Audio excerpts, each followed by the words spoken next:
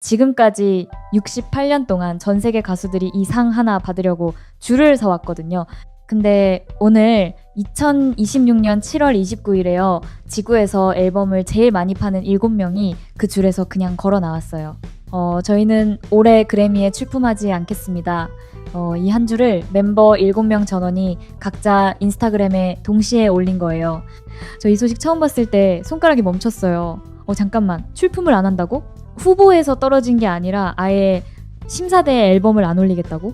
이게 무슨 뜻이냐면요. 내년 2월 7일에 열리는 69회 그래미 어워즈에서 BTS라는 이름은 후보 명단 어디에도 등장할 수 없다는 거예요. 자기 손으로 그렇게 만든 거죠. 심지어 지금이 어떤 시기냐면 미국 매체들이 입을 모아서 올해는 BTS가 그래미를 받을 확률이 역대 최고라고 하던 시기였어요. 다 차려진 밥상을 본인들이 걷어찬 거예요. 근데 여러분, 여기서 진짜 이야기는 이제 시작이에요. 왜 걷어찼을까? 그리고 걷어찬 다음에 지구 반대편에서 무슨 일이 벌어졌을까? 오늘 이 두 가지를 끝까지 파볼 건데요. 미리 말씀드리면 이거 단순한 시상식 뉴스가 아니에요. 68년 묵은 어떤 성벽에 한국의 7명이 정면으로 돌을 던진 사건이에요. 자, 처음부터 갑니다. 오늘 오후에 올라온 성명 전문이 이래요. 저희는 올해 그래미에 출품하지 않기로 했습니다. 음악이 지역이나 언어로 구분되기보다 음악 그 자체로 들리고 사랑받을 수 있기를 바랍니다. 늘 함께해주는 아미와 모든 분들께 감사드립니다. 끝이에요. 세 문장. 그래미의 그 자도 비난하지 않았어요. 화도 안 냈어요.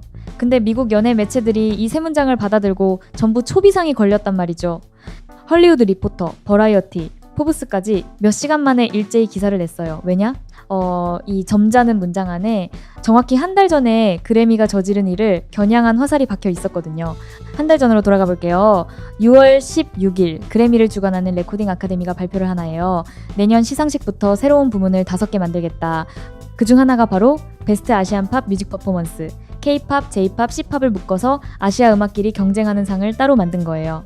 이 소식이 처음 나왔을 때 한국 언론들 반응이 어땠게요? 절반은 축제 분위기였어요. 드디어 그래미가 K-팝을 인정했다. BTS 첫 수상 가능성이 열렸다.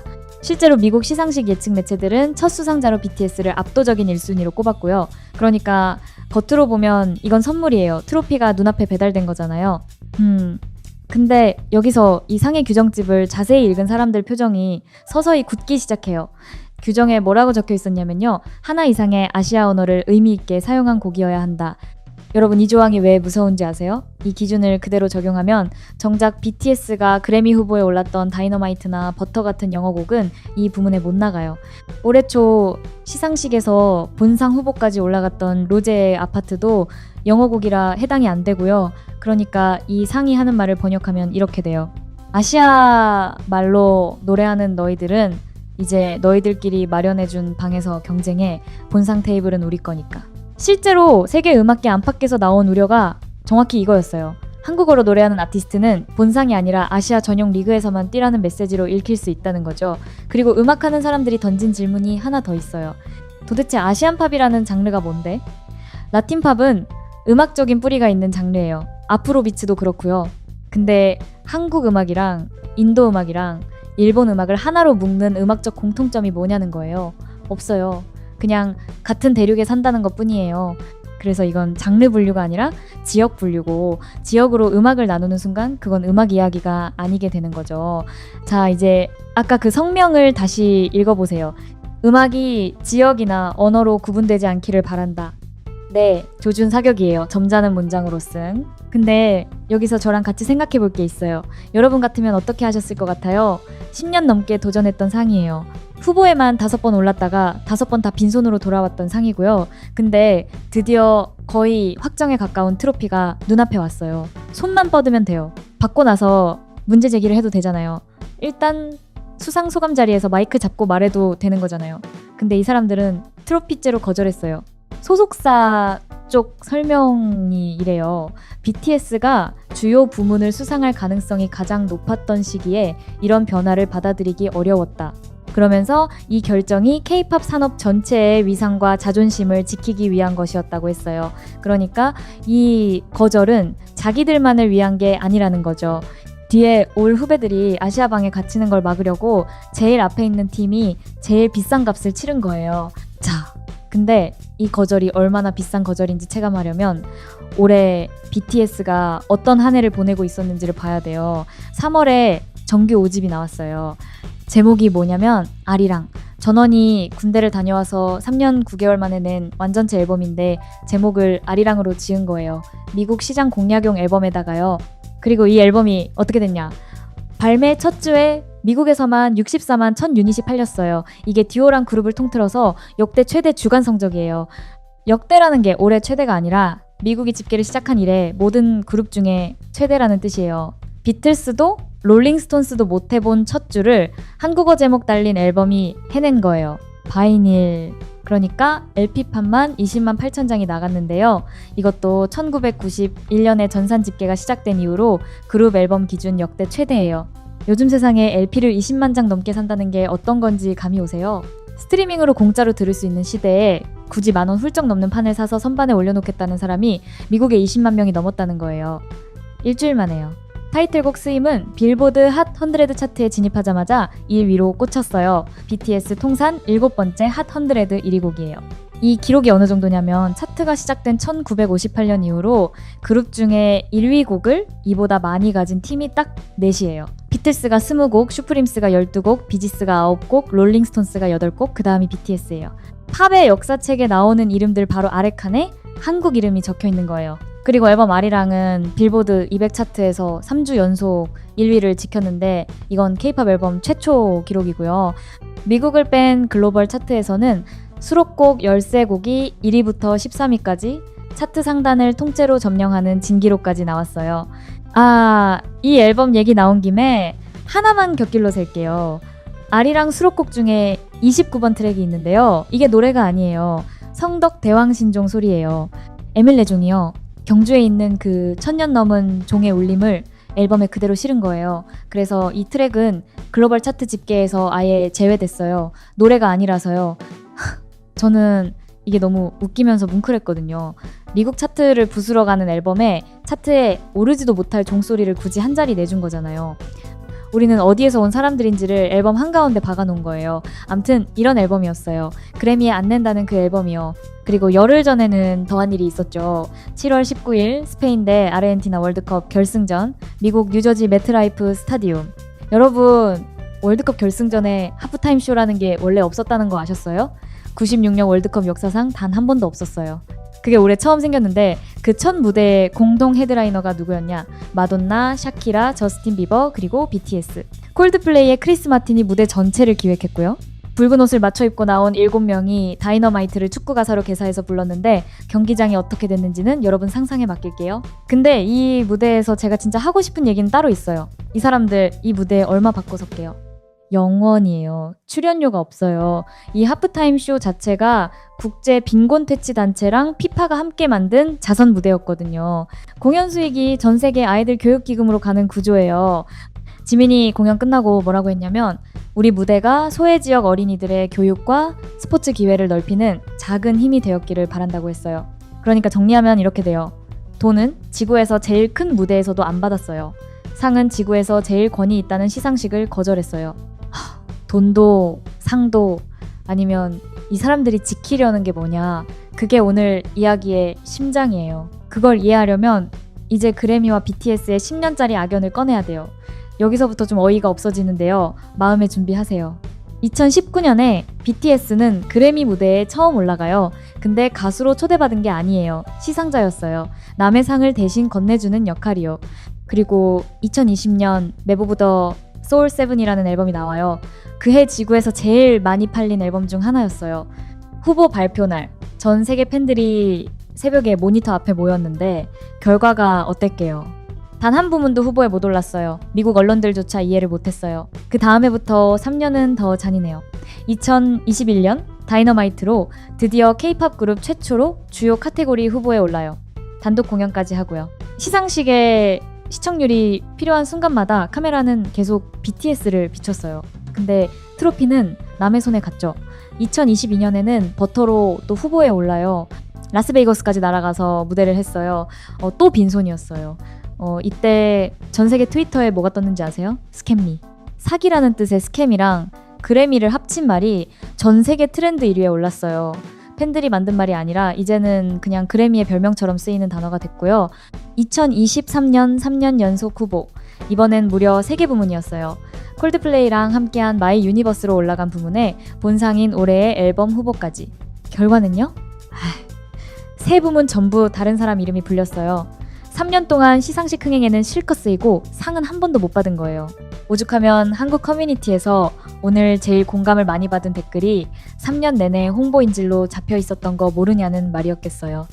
근데 여기까지 들으면 그래미가 유독 BTS한테만 짰나 싶잖아요. 아니에요. 이 시상식의 역사를 조금만 파보면 이게 구조라는 걸 알게 돼요. 2021년에 더 위켄드라는 미국 최정상 팝스타가 있었어요. 블라인딩 라이츠라는 곡이 그해 전 세계에서 제일 많이 들린 노래 중 하나였는데 후보 발표날 이름이 단 하나도 없었어요. 위켄드가 어떻게 할게요? 그날로 선언했어요. 앞으로 그래미에 내 음악을 영원히 출품하지 않겠다. 그리고 실제로 지금까지 않네요. 그 무렵 저스틴 비버, 드레이크, 칸예 웨스트 같은 이름들도 줄줄이 그래미에 등을 돌렸고요. 비욘세는 후보 선정이 불투명하다면서 공연을 거부한 적도 있어요. 아델이 본상을 휩쓸던 해에는 비욘세가 홀대당했다는 여론이 터지면서 하얀 그래미라는 말까지 나왔어요. 온통 하얗다는 거죠. 그러니까 BTS의 오늘 결정은 갑자기 튀어나온 반항이 아니라 미국 최정상 아티스트들이 10년 가까이 쌓아온 불신의 목록에 가장 무거운 이름 하나가 추가된 거예요. 이거 말 나온 김에 BTS가 견뎌온 게 시상식 안에서만이 아니었다는 얘기도 해야겠네요. 2021년에 독일 공영 라디오에서 무슨 일이 있었냐면요. BTS가 한국 가수 최초로 MTV 언플러그드라는 전설적인 무대에 서서 콜드플레이의 픽스 유를 불렀어요. 콜드플레이 본인들도 좋아했던 무대예요. 네, 독일 바이에른 라디오의 진행자가 생방송에서 이 무대를 두고 뭐라고 했냐면 신성 모독이라고 했어요. 거기서 안 끝나요. BTS를 바이러스에 비유하면서 백신이 나오길 바란다고 했고 항의하는 사람들은 북한으로 휴가나 보내라는 말까지 했어요. 전 세계에서 항의가 쏟아지니까 방송사가 결국 사과문을 냈죠. 저는 오늘 성명을 보면서 이 사건이 자꾸 겹쳐 보였거든요. 음악을 음악으로 안 듣고 어디서 왔는지부터 보는 시선. 그 시선을 10년 넘게 통과해온 사람들이라서 아시아 전용 카테고리라는 게 어떤 문인지 누구보다 정확하게 알아본 거예요. 암튼 다시 오늘로 돌아올게요. 성명이 올라오고 몇 시간 지구가 어떻게 반응했는지 보실까요? 먼저 미국 매체들. 헐리우드 리포터는 새 부문이 생기고 나서 시상식을 보이콧하겠다고 나선 첫 번째 아티스트가 BTS라고 짚었어요. 버라이어티는 멤버 7명 전원이 2019년부터 레코딩 아카데미의 투표 회원이라는 사실을 강조했고요. 이게 무슨 말이냐면 이 사람들은 그래미 바깥의 불평꾼이 아니라 그래미 안쪽의 심사위원이기도 하다는 거예요. 시스템을 제일 잘 아는 사람들이 시스템에 등을 돌린 거죠. 그리고 오늘 전 세계 팬들이 가장 많이 돌려본 문장이 하나 있는데요. 몇 년 전 포브스 칼럼에 실렸던 문장이에요. BTS는 계속 기록을 깨는데 그래미는 계속 위상을 잃는다. 과연 누가 누구를 더 필요로 하는가? 오늘 이 질문이 부활해서 해시태그를 달고 지구를 돌았어요. 그럼 그 질문에 숫자로 답해볼까요? 그래미 시청자 수요. 2020년에 1870만 명이 봤어요. 다음 해에 몇 명이 될게요? 880만 명. 1년 만에 1000만 명이 증발했어요. 반토막이 아니라 반토막보다 더 떨어진 거예요. 역대 최저 기록이었고요. 그 뒤로도 하락세는 못 벗어나서 올해 초 시상식은 시청자가 전년보다 또 줄었는데 특히 젊은 시청자가 20% 가까이 빠졌어요. 반면에 같은 기간 BTS는요. 군백기 끝나자마자 낸 앨범으로 역대 그룹 최대 첫 주 기록을 세우고 월드컵 결승 하프타임에 서고 파리에서 월드투어 유럽 일정을 막 끝냈어요. 한쪽은 매년 관객이 줄어드는 시상식이고 한쪽은 매년 기록을 새로 쓰는 팀이에요. 누가 누구를 필요로 하는지 이제 답이 좀 보이시죠? 해외 팬들 반응도 몇 개만 읽어드릴게요. X에서 어떤 해외 팬이 쓴 글인데 군복무 마치고 돌아온 최대 컴백 시기에 이런 성명을 내는 게 얼마나 대단한 일인지 아냐고 했어요. 맞는 말이에요. 제일 아쉬울 게 없어야 할 수 있는 일이 아니라 제일 잃을 게 많을 때 한 일이라서요. 어떤 팬은 레코딩 아카데미 계정을 향해서 부끄러운 줄 알라고 직격을 날렸고요. 그리고 저는 이 반응이 제일 인상 깊었는데 한국 커뮤니티에 올라온 글이에요. 나는 BTS 팬도 아닌데 이번엔 이 사람들 편이다. 권위를 자처하는 시상식이 이번 일로 얼마나 초라해 보이는지 모르겠다고요. 팬이 아닌 사람들까지 고개를 끄덕이게 만드는 거절. 이게 오늘 이 사건의 진짜 크기예요. 물론 반대쪽 시선도 있어요. 트로피를 확보해놓고 안에서 바꾸는 게 낫지 않았냐는 거죠. 실리로만 보면 일리가 있어요. 근데 저는 이 팀의 리더가 예전에 인터뷰에서 했던 말이 자꾸 생각나요. 우리는 그래미를 간절히 원하지 않는다고, 그래미 받고 싶다는 말을 계속 하고 싶지는 않다고 했거든요. 상이 목표였던 시절은 이미 지났다는 거예요. 그리고 생각해보면 이 사람들은 참는 것도 10년을 해봤어요. 시상자로 불려가고 3년 연속 들러리를 서면서도 예의를 지켰어요. 그렇게 10년을 문 앞에서 기다렸는데 그래미가 내놓은 답이 별관에 방 하나 내줄게였던 거예요. 그러면 이제 할 수 있는 대답은 하나밖에 없죠. 그 방 안 들어갈게요. 우리는 원래 본관에 있었어요. 지금 이 시간에도요, 지구 곳곳에서 카메라가 켜지고 있어요. 미국 어느 마트 주차장, 차에 탄 채로 시동도 안 끄고 폰을 든 여자, 필라델피아의 부엌에서 설거지하다 말고 찍기 시작한 남자, 아일랜드 더블린의 거실 소파. 다 합치면 팔로워가 수백만이 넘는 사람들인데 이 사람들이 약속이나 한 것처럼 같은 얘기를 하고 있어요. 근데 여러분, 여기서 제일 이상한 게 뭔지 아세요? 이 사람들 상당수가 BTS 팬이 아니에요. K-팝이랑 상관없이 살던 사람들이에요. 그런 사람들이 지금 대본도 없이, 편집도 없이 자기 차 안에서 화를 내고 있다는 거예요. 한국어로 쓰인 세 문장 때문에요. 어제 저희가 다뤘죠. BTS가 내년 그래미에 출품하지 않겠다고 선언한 날이요. 어제가 선언의 날이었다면 오늘은 응답의 날이에요. 지난 24시간 동안 지구가 이 세 문장에 어떻게 대답했는지 오늘은 그 얘기를 할 건데요. 미리 하나만 예고할게요. 이 24시간 사이에 그래미가 조용히 저지른 일이 하나 있어요. 아무도 모르게 넘어가려던 일인데 미국 인플루언서들한테 딱 걸렸어요. 이게 어느 정도냐면 저는 이 대목에서 그래미가 안 쓰러지기까지 했거든요. 그 얘기는 조금 이따가요. 자, 어제 영상 못 보신 분들을 위해서 3분 요약부터 갈게요. 그래미가 지난달에 상을 하나 새로 만들었어요. 이름이 베스트 아시안 팝 뮤직 퍼포먼스. K-팝, J-팝, C-팝을 한 방에 묶어서 아시아 음악끼리 경쟁시키는 부문이에요. 겉으로 보면 선물 같죠? 근데 규정을 읽어보면 아시아 언어를 의미 있게 사용한 곡만 해당된다는 조항이 있고, 이 말을 뒤집으면 이렇게 돼요. 아시아에서 온 너희들은 이제 저 방에서 너희끼리 겨뤄. 그리고 어제 BTS 멤버 7명이 동시에 각자 인스타그램에 글을 올렸어요. 올해 그래미에 출품하지 않겠다. 음악이 지역이나 언어로 구분되기보다 음악 그 자체로 들리고 사랑받기를 바란다. 미국 예측 매체들이 수상 1순위로 꼽던 팀이 심사대 앨범을 아예 안 올리겠다고 한 거예요.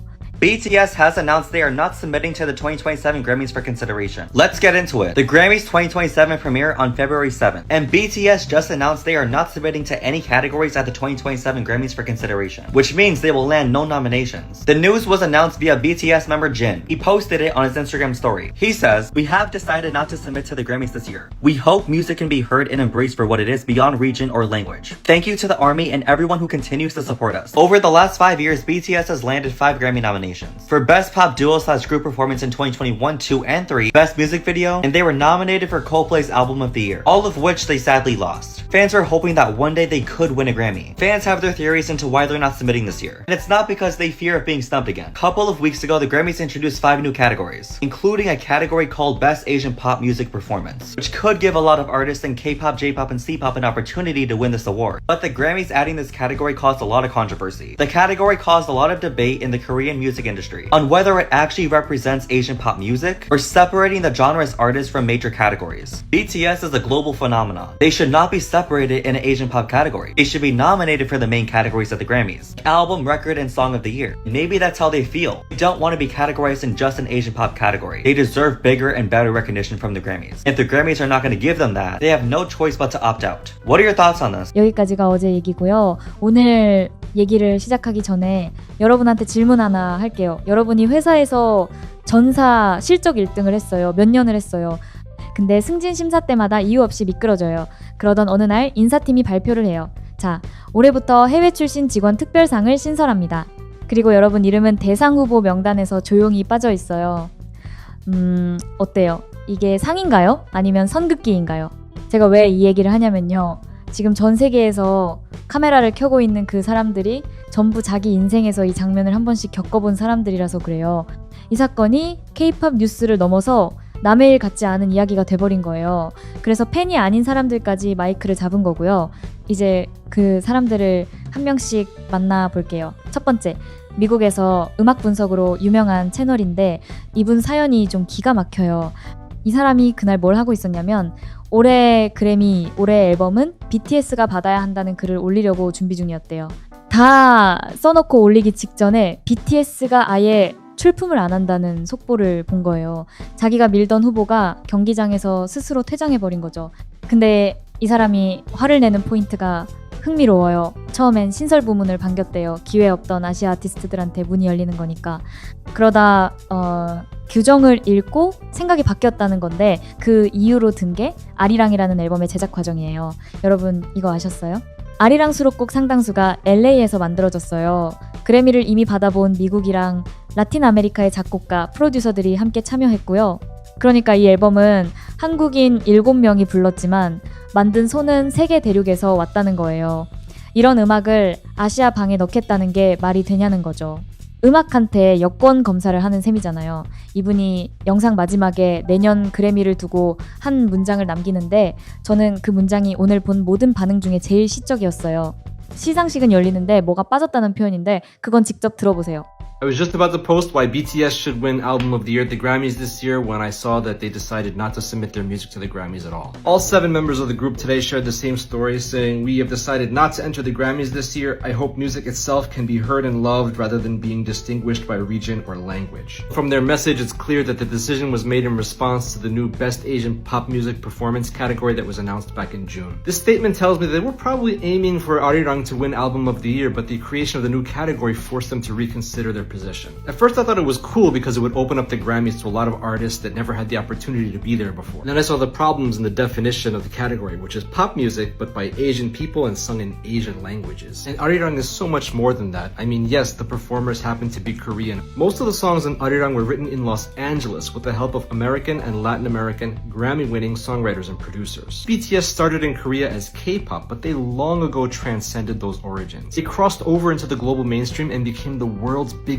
band. And after having achieved all that success, because you're Asian, we can't give you Album of the Year. So while I think the Grammys intended to be inclusive with the creation of this category, they wound up offending the world's biggest band. While we've had the joy of watching BTS sell out shows in Paris and New York and have this amazing World Cup halftime performance, we will not be seeing them at the Grammys. We will not be able to debate whether Arirang should win Album of the Year or if Swim should win Song of the Year. I of course understand and respect BTS's decision. Grammys 2027 will go on and it will be full of amazing artists and musicians. But without BTS, it'll be missing its heart. 두 번째 사람은 텐션이 완전히 달라요. 이분은 차분한 분석이 아니라 그냥 화가 나 있어요. 근데 이 사람의 분노에는 역사가 깔려 있어요. 이분 주장이 뭐냐면 이 그림 처음 보는 게 아니라는 거예요. 옛날에 그래미가 랩이랑 R&B 부문을 왜 만들었는지, 라틴 그래미라는 별도 시상식이 왜 통째로 생겼는지 그 역사를 차 안에서 30초 만에 정리해버려요. 요약하면 본상 테이블이 위협받을 때마다 그래미는 새 방을 만들어 왔다는 거죠. 흑인 음악이 치고 올라오니까 방 하나, 라틴 음악이 치고 올라오니까 아예 건물 하나, 그리고 이제 아시아 음악 차례라는 거예요. 이분이 마지막에 딱 한 문장으로 정리를 하는데요. 경쟁자를 치워야만 이길 수 있는 사람에 대한 문장이에요. 제가 듣고 한참 멍했던 문장이라 여기서 스포는 안 할게요. They didn't want to compete against black people, so they made rap and R&B categories at the Grammys. They didn't want to compete against Latin people, so they ended up making a Latin Grammys, a whole different separate Grammys. So they didn't have to compete about people from Latin America. And they don't want to compete against Asian artists because they don't think they can win, so they made Asian music categories. And good on BTS for saying we're not even gonna fucking submit for that because this is bullshit. Because if y'all can't win without removing the competition, then you don't deserve to fucking win. Good on BTS for this. Anyways, K, thanks, love you, bye. 근데 이 데자비 얘기가 나온 김에 곁길로 하나만 셀게요. 이게 음악판에서만 있었던 일이 아니거든요. 25년 전 헐리우드로 가볼게요. 2001년에 슈렉이라는 애니메이션이 나와요. 못생긴 초록 괴물이 공주를 구하는 얘기. 이게 그의 극장가를 완전히 뒤집어 놨어요. 평론가들이 작품상 얘기를 꺼내기 시작했죠. 만화영화가 아카데미 작품상을? 그런데 정확히 그 시점에 오스카가 뭐랬게요. 최우수 애니메이션 부문을 신설했어요. 축하한다. 너희를 위한 상을 만들었어. 그리고 그 뒤로 애니메이션은 작품상 문턱을 사실상 못 넘게 됐어요. 아무리 걸작이 나와도 그건 애니메이션 부문이 따로 있잖아. 이 한마디면 끝나는 거예요. 상을 준다는 얼굴로 문을 닫는 방식. 어디서 많이 본 그림이죠? 이 슈렉 비유를 이번에 꺼내든 사람이 바로 아일랜드의 방송인 올라 코디얼이에요. 수백만이 보는 계정에서 이 얘기를 하는데 스스로한테 되묻는 장면이 나와요. 올라 설마 진짜 그러려고 만들었겠어? 그 다음에 자기가 하는 대답이 이 영상의 백미고요. 그리고 이분이 RM의 예전 발언을 하나 인용해요. 우리가 아시아를 위해 길을 닦았다는 말이요. 그 길을 닦은 사람들이 왜 지금 그 길 위에 멈춰섰는지 이분 설명을 들으면 그림이 완성돼요. BTS decided not to put themselves forward for a Grammy after the Grammys introduced an Asian pop category, a category that BTS was guaranteed to win, but it was a category that was more than likely introduced to avoid giving BTS an award in one of the main categories, particularly one of the big four categories. Oh, Orla, would they do that? Yeah. The Oscars did it with Shrek. There was no animation category before Shrek, and the Oscars were so concerned that Shrek would win Best Film that they introduced an animation category. And what BTS are doing, in true BTS fashion, not only benefits themselves, is not only for their own sake, but is for the sake of other K-pop artists, is for the sake of Asian artists in general. Because as Namjoon said, for Asia man, we pave the way. And this cannot be accepted. You are completely othering an entire continent of artists with this. 자, 암튼 다시 본론으로 이제 아까 예고했던 그 얘기를 할 차례예요. 그래미가 이 24시간 사이에 조용히 한 일이요. 사실 이건 두 개의 사건이에요. 첫 번째 사건은 성명이 나오기 전 열흘 전 월드컵 결승전 날로 거슬러 올라가요. 아시다시피 BTS는 96년 월드컵 역사상 처음 열린 결승전 하프타임 쇼에 섰잖아요. 그날 그래미 공식 계정도 이 무대를 홍보했어요. 근데 올린 이미지에는 BTS가 제일 앞 정중앙에 있는데 정작 글에는 BTS라는 단어가 없었어요. 같이 무대에 선 다른 가수들 이름은 다 적어놓고요. 한 명만 투명인간 취급한 거죠. 댓글로 누가 이걸 지적하니까 그래미 공식 계정이 어떻게 반응했게요. 사과 대신 비꼬는 답글을 달았어요. 우리 BTS 사랑하는데 이런 식으로요. 이 장면을 정면으로 저격한 사람이 또 올라 코디얼인데 이분 본업이 뭐냐면 SNS 운영자예요. 프로의 눈으로 그 게시물을 뜯어보는 거죠. 왜 그 해명이 아니라 물타기인지, 그래미가 BTS 이름값에 얼마나 목말라 있는지, 필요할 때는 얼굴로 쓰고 호명은 안 하는 관계. 여러분도 이런 사람 하나쯤 알잖아요. 아쉬울 때만 연락 오는 사람. The Grammys don't care about what BTS said. The Grammys don't need BTS. Yes, the fuck they do. The Grammys were doing damage control in my comment section only recently. As we all know, BTS were part of the first ever World Cup halftime show. The Grammys decided to use BTS front and center on their social media page, but they didn't mention BTS in the caption. And somebody in my comment section brought this up, and the Grammys thought it was a good idea to clap back and say, "You clearly didn't open the poll, babe. We love BTS." That's not what the comment said. The comment said that they weren't in the caption. BTS weren't in the caption. Everybody else in the poll was in the caption. And you know, and I know, because I'm a social media manager, that you don't see a poll unless you click into the comments. So you're completely deflecting off of the very, very valid comment in my comment section. The Grammys are just dying for a bit of BTS clout. The Grammys are just dying for a little bit of the traffic they get from BTS and anytime they mention BTS. Yes, I think the Grammys desperately want BTS to be there. They desperately want BTS to be nominated for an award. But they aren't as eager to fucking give them one. 두 번째 사건은 더 대단해요.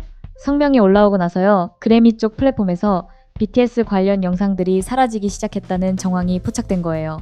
출품 안 한다니까 영상을 지운다? 헤어지자는 말 듣자마자 커플 사진부터 지우는 거랑 뭐가 달라요? 근데 여기에 진짜 우픈 아이러니가 있어요. 그 지워지는 영상들 중에 그래미 역사상 가장 많이 시청된 무대가 있거든요. 2022년에 버터 무대요. 68년 그래미 역사에서 조회수 1등이 누구 무대냐? BTS예요. 자기 역사상 최고 흥행 기록을 자기 손으로 삭제하고 있는 시상식. 이걸 지적한 미국 인플루언서가 영상에서 어이없어서 웃음이 터지는 장면이 있는데 그 표정은 말로 설명이 안 돼요. 그리고 이분이 아미들한테 당부하는 말로 영상을 끝내는데 화내지 말고 지금 해야 할 일이 따로 있다는 내용이에요. 그게 뭔지도 직접 확인해 보시고요. Oh my god. The Grammys are such little bitches. As soon as BTS announced that they will not be submitting their music for consideration at the Grammys said, well, you know what we're gonna do? We're gonna delete your videos off our website. Sure, go ahead, Grammys. Delete the most viewed performance in Grammys history. Yeah, BTS's performance of Butter is the most watched performance in the history of Grammys. Like the whole fucking history of Grammys, BTS #1 performance. Like, how fucking pathetic are you? You're such a fucking joke. They're just bitter little Bettys, aren't they? Anyways, Army, I'm gonna need you to stop fighting with other fandoms. They're not on our radar. Like, they don't matter. What we need to do is keep streaming Arirang. If you have not purchased and have the means to purchase, I need you to do that now. And keep the conversation going. Keep trending. BTS said fuck you to the Grammys. BTS has opened up an incredibly important conversation about music and recognition. And it is our job to help keep the conversation going. Repost, comment, share, ow. And again, keep streaming their music. And MetLife Army, I want every single one of you to lose your voices. I say this every fucking comeback. The guys have put in so much work. Now it's our turn to work. So get to work, Army! 여기서 잠깐 숨 고를게요. 저는 오늘 하루 종일 이 영상들을 수십 개 봤거든요. 보다 보니까 어느 순간부터 정보가 아니라 사람이 보이더라고요. 올해 앨범글을 준비하다가 접은 평론가의 허탈함, 흑인 음악의 역사를 아는 사람의 기시감, SNS가 직업인 사람이 프로답지 못한 계정 운영에 느끼는 직업적 분노, 다 다른 이유로 화가 났는데 도착한 결론은 하나였어요. 이건 BTS 일이 아니라 우리 모두가 겪어본 일이다. 잘하면 잘할수록 본선에서 밀어내고 특별 취급이라는 이름의 별도 취급을 하는 구조, 학교에서든 회사에서든 어느 나라에서든 있는 구조요. 그래서 이 사건이 국경을 넘은 거예요. K-팝 팬덤의 항의였으면 하루짜리 소동이었을 텐데 팬 아닌 사람들의 공감이 붙는 순간 이건 운동이 된 거죠. 그리고 이 지점에서 조용히 등장한 한국인이 한 명 있어요. 에픽하이의 타블로. 이분이 SNS에 올린 건 문장도 아니었어요. 부등호 하나였어요. 아리랑이 그래미보다 크다. 딱 이 표시 하나. 저는 이게 유독 무겁게 느껴졌던 게 타블로도 미국에서 나고 자라고 활동하면서 저 벽을 몸으로 겪어본 사람이거든요. 후배들이 10년 넘게 두드리던 문 앞에서 돌아서는 걸 보면서 선배가 건넬 수 있는 가장 짧고 확실한 응원이었던 거예요. 그리고 해외 팬이 쓴 글 중에 이런 게 있었어요. 군복무를 마치고 돌아온 최대 컴백 시기에 이런 성명을 낸다는 게 어떤 무게인지 아느냐고. 맞아요. 이 사람들은 지금 잃을 게 제일 많은 시점이에요. 3년 9개월 만에 완전체 앨범이 역대 그룹 최대 첫 주 기록을 쓰고 월드 투어가 돌아가고 있고 트로피는 예약석이나 다름없었어요. 그 예약석을 밀어넣은 게 아니라 식당 문을 열고 나온 거예요. 뒤에 올 후배들이 아시아방으로 안내받는 걸 막으려고요. 소속사 쪽 설명도 그랬어요. 이건 회사 차원의 보이콧이 아니라 멤버들이 숙고 끝에 내린 결정이고 K-팝 산업 전체의 위상과 자존심을 위한 것이었다고요. 어제 제가 다 차려진 밥상을 걷어찼다고 표현했는데 오늘은 정정할게요. 걷어찬 게 아니에요. 그 밥상을 다음 사람 앞으로 밀어준 거예요. BTS will boycott the Grammys this year because of the inclusion of a new category. Let's talk about it and whether I think it's a good decision. So BTS announced on social meeting in the Grammys next year with their album Arirang, and it's because the Grammys have introduced this category, Best Asian Pop Music Performance. BTS believes that the Grammys should not be split up based on region and language, and I think that they're kind of right here. So obviously the Grammys has been criticized in the past for their inclusion of non-English spoken music in the main categories. Of course, that was broken last year when Bad Bunny won for DTMF, but in the past, they have largely pushed aside any music that is not sung in English. BTS has been nominated for 5 Grammys in the past. They were included in Album of the Year as part of Coldplay's album, but otherwise have never been nominated in the main categories. And I do believe in the past, these kind of genre or region-specific categories have become kind of a cop-out. It's a way of recognizing artists without really pushing boundaries in the main categories, and it's something we've seen with artists like Bad Bunny and the introduction of the Latin music categories, but also Beyonce, one of the most nominated artists in Grammys history, has largely collected her nominations and wins in genre-specific categories. I think that this is a pretty bold stance for BTS to take, particularly given that the introduction of this category feels very tailored towards BTS. But they've had a #1 record in Swim. Ararang is one of the biggest albums of the year. For many other pop artists, this would see them as a shoo-in for an inclusion in the main categories, but I personally didn't see it happening just because of the Grammys' history with K-pop. I think that this shines a real light on it, and I think that it's a genuinely bold decision from the K-pop group. Let me know what you think in the comments. 자, 그러면 이제 다들 제일 궁금해하실 질문, 앞으로 어떻게 될까요? 첫 번째 신호는 벌써 나왔어요. 오늘 그래미를 이끄는 레코딩 아카데미의 하비 메이슨 주니어 CEO가 공식 성명을 냈어요. BTS의 결정을 듣고 슬펐지만 이해하고 존중한다. 그리고 아시안 팝 부문은 아시아 음악을 축하하려는 것이지 구분하거나 차별하려는 게 절대 아니다. 여러분, 이 장면이 얼마나 이례적인지 아세요? 68년 그래미 역사에서 한 팀이 출품 안 하겠다고 했다고 CEO가 하루 만에 직접 해명문을 낸 적이 없어요. 위켄드가 보이콧했을 때도, 드레이크가 등 돌렸을 때도 이 속도는 아니었어요. 아쉬운 쪽이 누구인지 이 반응 속도가 다 말해주는 거죠. 영국 가디언은 BTS의 성명을 두고 부드럽지만 분명한 비판이라고 평가했고, BBC는 BTS가 위켄드, 프랭크 오션, 윌 스미스 같은 그래미 보이콧 아티스트의 계보에 합류했다고 썼어요. AP통신은 팬들이 이 신설 부문을 인종화된 장벽으로 받아들이고 있다고 전했고요. 세계 통신사들이 쓰는 단어의 수위가 점점 올라가고 있는 거예요. 그리고 여기서 전례를 하나 볼 필요가 있어요. 2021년에 위켄드가 보이콧을 선언했을 때 그래미가 어떻게 할게요? 버텼을까요? 아니요. 그 해 수십 년 동안 유지하던 비밀 심사위원회를 폐지했어요.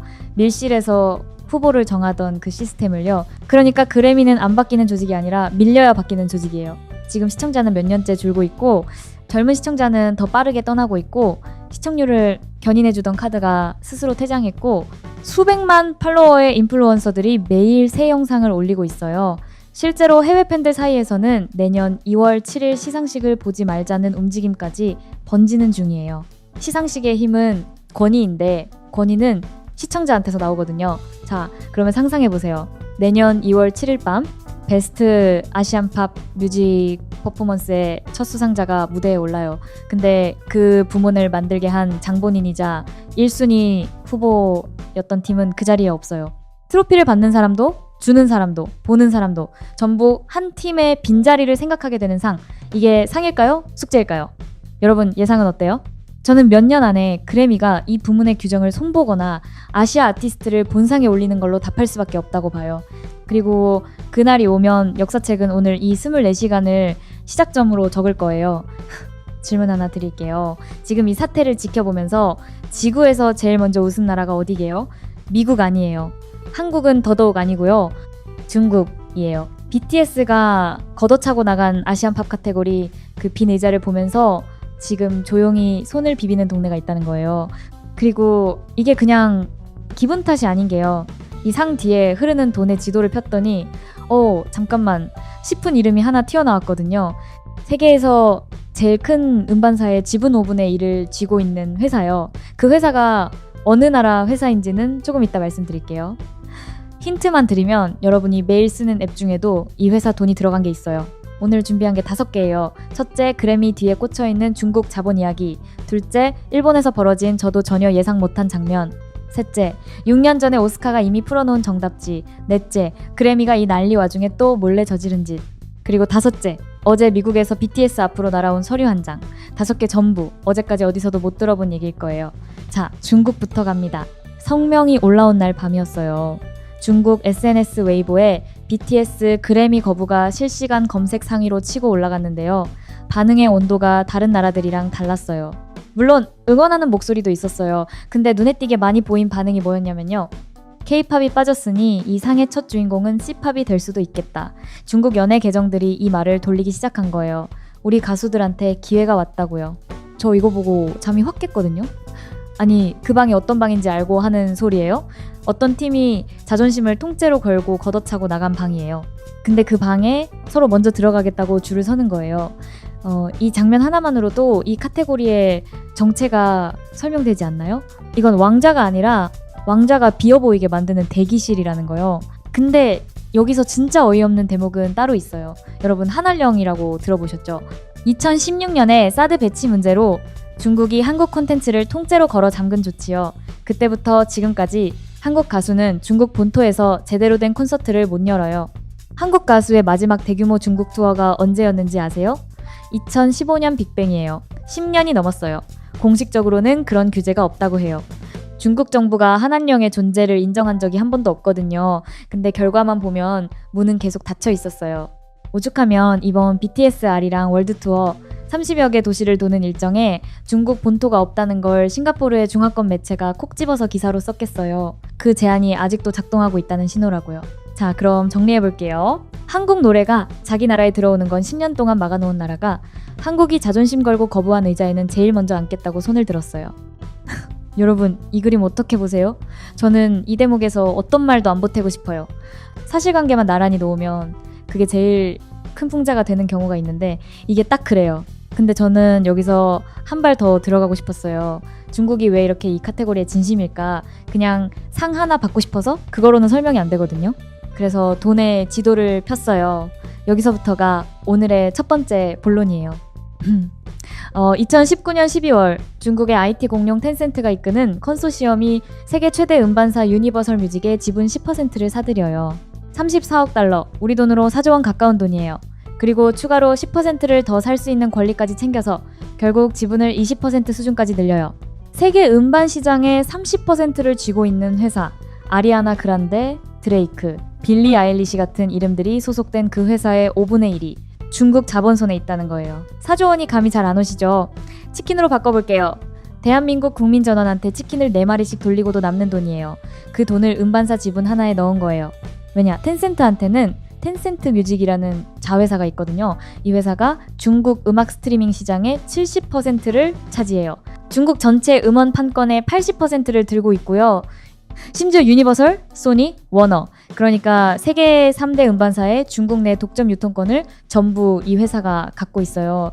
한마디로 중국에서 음악이 흐르는 수도관은 죄다 이 회사 거예요. 아, 이 회사 얘기 나온 김에 하나만 곁길로 셀게요. 텐센트 우리랑 상관없는 회사 같죠? 아니에요. 위챗이라고 중국판 카카오톡을 가진 회사인데요. 정작 진짜 카카오에도 이 회사 돈이 들어가 있어요. 넷마블에도 크래프톤에도요. 여러분이 하는 게임, 여러분이 쓰는 메신저 뒤에 이미 와 있는 돈이라는 거예요. 그러니까 이 회사가 세계 최대 음반사 지분을 산 건 취미생활이 아니라 아주 일관된 사업의 연장선이에요. 암튼 다시 그래미로 돌아올게요. 그래미는 레코딩 아카데미 회원들의 투표로 정해지는 상이에요. 음반사가 트로피를 직접 나눠주는 건 아니에요. 근데요, 이 시상식이라는 판 자체가 메이저 음반사들의 이해관계 위에 서 있는 산업이라는 건 부정할 수가 없거든요. 그리고 지금 그래미가 어떤 처지인지 어제 말씀드렸잖아요. 시청자가 몇 년 사이에 반토막 넘게 빠졌어요. 미국 안에서 장사가 안 되면 시선은 어디로 가겠어요? 밖으로 가죠. 그럼 지구에서 제일 큰 미개척 음악 시장이 어디냐? 중국이에요. 스트리밍 인구만 수억 명인데 그래미랑은 아직 연결이 약한 시장이요. 그래서 지금 해외 음악 커뮤니티에서 도는 해석이 이거예요. 베스트 아시안 팝이라는 카테고리는 포용이 아니라 개점이다. 아시아 시장의 문고리를 잡으려고 만든 손잡이라는 거죠. 근데 생각해보세요. K-팝은 이 문이 필요 없어요. 이미 자기 발로 빌보드 정상까지 걸어 들어갔잖아요. 그럼 이 문이 절실한 건 누구냐? 아직 세계 시장에 못 나온 쪽이죠. 그리고 그쪽 수도관을 쥔 회사가 세계 최대 음반사의 20% 주주예요. 저는 음모론 별로 안 좋아하거든요. 그래서 단정은 안 할게요. 근데 숫자만 나란히 늘어나도 그림이 그려지는 경우가 있어요. 판단은 여러분이 하세요. 확실한 건 하나예요. BTS가 거부한 그 자리는 지금 이 순간에도 누군가한테는 상품이라는 거. 자, 이제 일본이에요. 예고했죠. 저도 예상 못한 장면이라고. 솔직히 고백할게요. 저 일본 반응 찾으러 들어갈 때 마음의 준비를 하고 갔어요. 한국이 또 유난 떤다? 이런 반응 캡처해 올 각오로요. 실제로 일부 매체는 그런 삐딱한 논조를 깔았어요. 수상 가능성이 없어지니까 판을 엎은 거 아니냐는 식으로요. 여기까지는 예상 범위였어요. 근데 야오제팬 댓글창이랑 일본 X를 열어본 순간 제 예상이 뒤집혔어요. 공감 상위에 올라온 반응들이 이런 거였어요. 이건 한국만의 문제가 아니라 J-팝의 문제이기도 하다. 우리는 항의 한번 못 해봤는데 한국은 싸울 줄 아는구나. 조롱이 아니라 자성이었던 거예요. 어떤 일본 팬은 이렇게 썼어요. 같은 방에 배정된 처지에 웃을 일이 아니다. 저 성명은 우리 목까지 대신 말해준 거다. 왜 일본 팬들이 이렇게 반응했는지 역사를 보면 이해가 돼요. 일본인이 그래미 트로피를 받은 적 있긴 있거든요. 1989년에 사카모토 류이치가 받았어요. 근데 뭘로 받았게요? 노래가 아니에요. 영화 마지막 황제의 음악, 그러니까 영화 음악상이에요. 그보다 앞서 이시오카 에이코라는 분도 받았는데 이건 앨범 재킷 디자인상이었어요. 록밴드 비즈의 기타리스트 마츠모토는 연주 앨범 부문으로 받았고요. 보이세요? 공통점이? 영화 음악, 디자인, 연주 전부 훌륭한 성취인데 딱 하나가 없어요. 노래요. 일본 대중가요가 J-팝이 본상 근처에 가본 역사가 없어요.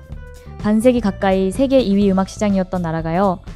두드려도 안 열리니까 어느 순간부터는 두드리는 것 자체를 포기한 문이었던 거예요. 그 문 앞에서 한국에 7명이 이렇게 말한 거죠. 이 문으로는 안 들어가. 일본 팬들이 이 장면에서 뭘 느꼈을지 이제 그림이 그려지시죠. 이건 한일전이 아니었어요. 같은 대기실에 갇혀있던 사람들 이야기였어요. 자, 그럼 이 지점에서 당연히 나오는 질문. 아시아 음악한테 본상문이 열리는 건 원래 불가능한 일이냐? 아니요, 정답지가 이미 있어요. 그것도 6년 전에 바로 옆 동네 시상식에서요. 2019년 가을 봉준호 감독이 미국 매체 인터뷰에서 오스카를 두고 한마디를 해요. 오스카는 국제영화제가 아니다. 매우 로컬한 시상식이다. 미국이 발칵 뒤집혔어요. 그 발언을 옮긴 게시물에 좋아요가만 4,000개 넘게 붙었는데 미국 사람들 반응이 뭐였는지 아세요? 화를 낸 게 아니에요. 미국 영화 산업이 말하고 싶어 하지 않았던 진실이다. 이거였어요. 맞는 말인데 생소해서 충격이라고요.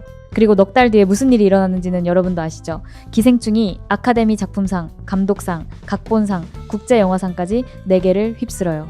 아카데미 역사상 처음으로 영어가 아닌 영화가 작품상을 받은 거예요. 근데 여기서 제가 진짜 짚고 싶은 건 이거예요. 오스카에도 외국 영화를 위한 별도의 방이 있었어요. 국제영화상이라는 방이요. 근데 오스카는 기생충을 그 방에 가두지 않았어요. 그 방도 주고 본상 테이블에 제일 윗자리도 줬어요. 그러니까 방이 있다는 것 자체가 문제가 아니에요. 그 방을 문으로 쓰느냐 벽으로 쓰느냐 그게 문제인 거예요. 오스카는 문으로 썼고 그래미는 지금 벽으로 쓰겠다고 규정의 못을 박은 거고요. 근데 더 아픈 얘기 해드릴까요? 그래미 본인도 답을 알아요. 왜냐면 올해 2월 지난 68회 시상식에서요. 배드버니가 전곡 스페인어 앨범으로 올해 앨범상을 받았거든요.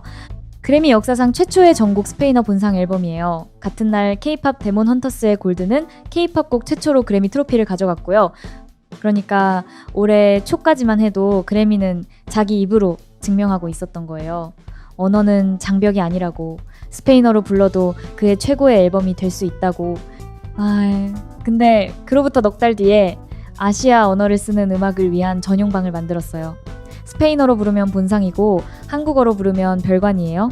이 질문에 그래미는 아직까지 답을 못 내놓고 있어요. 왜냐하면 답이 없거든요. 이 논쟁이 지금 어디까지 번졌냐면요. 팬방송도 아니고 음악방송도 아니고 캐나다 지상파의 낮 토크쇼에서까지 패널들이 이 얘기로 토론을 벌였어요. CTV의 더 소셜이라는 프로그램인데요. 여기 패널 한 명이 한 말이 지금 돌아다니고 있어요. 아무도 BTS를 구석에 처박아 둘 수 없다. 더티 댄싱의 그 유명한 대사를 그대로 가져온 거예요. 그리고 이 방송에서 나온 지적이 뭐냐면 그래미가 BTS를 공연 하나가 아니라 방송 내내 배치해서 시청률에 활용해 왔다는 거. 머라이어 캐리도 저스틴 비버도 똑같이 당했다는 증언까지 나왔어요. 어제 우리가 홍보 인질이라고 불렀던 그 구조를 K-팝 팬도 아닌 캐나다 방송인들이 제 입으로 확인해 준 거죠. 심지어 이런 말까지 나와요. 이번 결정은 해가 동쪽에서 뜬다는 걸 상기시켜 주는 거라고요. 근데 사실 이 그림 미국 시상식판에서 처음이 아니에요. K-팝 팬도 아닌 사람들이 낮 방송에서 저 정도 온도로 다투는 주제가 된 거예요. 근데 사실 저 토론에 나온 얘기 중에 하나 우리가 따로 짚어야 할 게 있어요. 이 그림 미국 시상식판에서 처음이 아니라는 거요. 2019년에 MTV 비디오 뮤직 어워드가 베스트 K-팝 부문을 신설했어요. 그때도 지금이랑 토시하나 안 다른 비판이 나왔어요. 본상 주기 싫으니까 K-팝 전용 칸을 만든 거 아니냐. 실제로 K-팝 팬들은 이걸 주요 부문에서의 격리라고 불렀고요. 근데 여기서 VMA가 그래미랑 갈라져요. 이 시상식은 욕을 먹고 나서 행동을 바꿨거든요.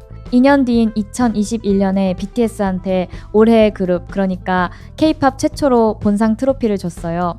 K-팝 방을 없애진 않았지만 적어도 그 방이 감옥이 아니라는 걸 증명한 거예요. 자, 그러니까 그래미 입장에서는 변명의 여지가 없어요. 같은 실수를 저지른 선배 시상식이 있고 그 선배가 정답까지 풀어서 보여줬는데 7년 뒤에 그 실수만 복사하고 정답은 안 베낀 거니까요. 시험지로 치면 오답 노트를 옆에 두고 같은 문제를 또 틀린 거예요. 네, 그 정도예요. 그리고 이 와중에 미국 시상식판이 조용히 계산기를 두드리기 시작했어요. 생각해보세요. 그래미가 지구에서 제일 화제성 높은 카드를 자기 손으로 버렸잖아요. 그 카드를 누가 주울 거냐? 미국 연예 매체들이 벌써 이 기사를 쓰고 있어요. 아메리칸 뮤직 어워드가 제일 유력하다는 관측이 많은데 이유가 있어요. 여기는 팬 투표 기반이라 심사위원 밀실이었고 무엇보다 이미 2021년에 BTS한테 최고상인 아티스트 오브 더 이어를 준 시상식이거든요. 빌보드 뮤직 어워드도 트로피를 수십 개 안긴 사이고요. 그러니까 지금 그림이 어떻게 되냐면 한 시상식이 문을 닫는 동안 나머지 시상식들이 전부 문을 활짝 열고 손짓하는 거예요. 어서 오세요. 저희는 방 같은 거 없습니다 하면서요. 건이라는 건 이렇게 무너져요. 문 닫은 가게 앞에 손님이 줄을 서는 게 아니라 옆 가게로 줄이 옮겨가는 거죠. 여기서 잠깐 분위기 바꿀게요. 이제 아까 예고한 5번째 서류 한 장 이야기예요. 성명 발표 직후에요. 미국에서 작곡가 3명이 소송을 걸었어요. 스티브 쿠퍼, 존 샌들러, 그레이린 존슨이라는 사람들인데 BTS의 빌보드 1위 곡 스위미, 자기들의 같은 제목, 데모곡이랑 상당히 비슷하다는 주장이에요. 소속사 빅히트 뮤직은 바로 강경 대응을 예고했고요. 저는 이 소식 듣고 제일 먼저 달력을 봤거든요. 스위미 나온 게 3월이에요. 5달 동안 조용했어요. 근데 하필 보이콧으로 전 세계 뉴스를 탄 이 주에 소장이 날아와요. 물론 우연일 수 있어요. 소송은 법원이 가릴 일이고요. 근데 이거 하나는 말씀드릴 수 있어요. 미국 음악판에서 이런 소송은 정상에 오른 자한테 날아오는 청구서 같은 거예요. 에드시런도 당했고 레드 제플린도 당했고 히트곡이 커질수록 소장도 따라와요. 팬들 사이에서 도는 말이 그래서 이거예요. 왕관은 건드릴 수 없으니까 발목을 잡는 거라고요. 그리고 그래미가 몰래 한 짓 이것도 회수할게요. 어제 우리 다뤘잖아요. 그래미 쪽 플랫폼에서 BTS 무대 영상들이 사라지고 있다고. 근데 오늘 팬들이 디테일을 하나 더 파냈어요. 이게 삭제가 아니었어요. 비공개 처리였어요. 여러분, 이 차이가 뭔지 아세요? 삭제를 하면 그동안 쌓인 조회수 기록까지 같이 날아가요. 근데 비공개로 돌리면 영상은 안 보이는데 조회수랑 좋아요는 채널 실적에 고스란히 남아요.